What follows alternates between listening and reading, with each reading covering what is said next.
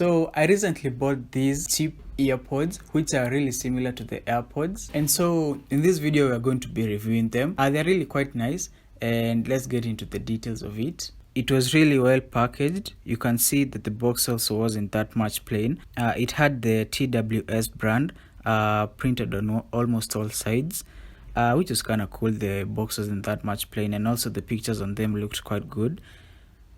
TWS is actually the company that is making this product, and they have a range of them. These are the i16 Max TWS earpods. They have them from i11, i12, and so on. I think up to i18, I'm not quite sure. But yeah, they have a lot of these, and this is just one of them, which was the top rated one on where I bought them. So I figured out I'd buy them and review them.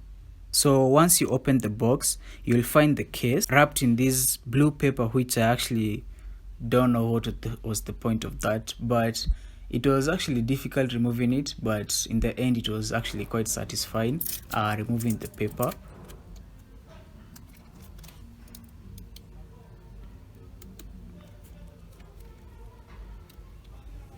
And so once you open the earpods case, you'll see that it starts in blue and red, indicating that they are charging. And once you remove them, they give you a notification saying power on, which is quite nice. So beneath the plastic where the case was placed, you will find the power cable, similar to that of the iPhone. Actually, it's the iPhone charger, and the cable is actually really short. Next to it, you'll also find the user manual. But on this user manual, there are a lot of spelling mistakes. Let's start with the fact that they can't even spell blue. They spelled it as blah. Probably the vision was blur while typing it, but anyway. Also the instruction on these, when I was trying to identify the touch functions, they aren't really clear, and I'll post the picture on your screen, and you can pause the video and tell me if you understand the first instruction right there, which explains it. Probably is the punctuation and some errors, but I really couldn't understand what they meant, so I really had to learn them by myself, which I'll explain later on in the video. So let's talk about the sound quality on these. The sound really sounds so good on these. One of the things that I did to experiment these was go to Spotify and go to playback so that I can play around with the equalizer, and I set it to different modes, such as acoustic, bass booster. I like bass booster on myself, so I tested it out with that one, and I can confirm that it really sounds good, especially the bass. It really hits well with that, and also when you play around with different features, you can really tell the difference between them. One feature that really impressed me was that when I was laying on my bed listening to music, I noticed that it had spatial audio, which really sounded well. It's not on all songs, but it automatically comes on its own on some songs. It really sounds so good. If you don't know what spatial audio is an enhanced audio experience where sound flows around you, including overhead and in a virtual 3D space. So that way you'll be able to hear some sounds over your back, all over, but the experience is really quite nice, and that's something I didn't expect from these. That's because they were cheap. I never expected that from them, but I was really impressed when I found out that they have that feature. So that's my favorite feature about them. These also have the Bluetooth V5.0, which basically means it uses low power, and this makes it increase the battery backup and also increase the battery life capacity. Talking about the battery, it has a 30 milliamp battery, which has a playback of around 2 to 3 hours and a headphone talk of approximately 4 hours. One thing that I noticed that I charged these ones on Tuesday morning. That was the last time I had charged it before today, and since then I was just using my case to charge the earpods. I really didn't drain them much to zero because I'm not that much of a heavy user, but having stayed 2 days without charging the case really stood out for me, and I feel like the battery life on this is good and can really serve you. So as long as you charge the case, I feel like the battery life on it is pretty much good, and yeah, for the price, that's pretty much good. And one thing that I also noticed was that today the battery had drained, so I charged them on the case. It was between 5 and 10 minutes. I removed the earpods and I noticed that battery percentage was at 40%. So that was a pretty big jump, which I'm pretty impressed about and I like about them. Now let's talk about the design on them. They pretty much look similar to also the AirPods, and they're also comfortable on your ear, and even when you shake around your head, they don't really come out. Even when you're running, they don't really come out, and they really feel comfortable on my ear.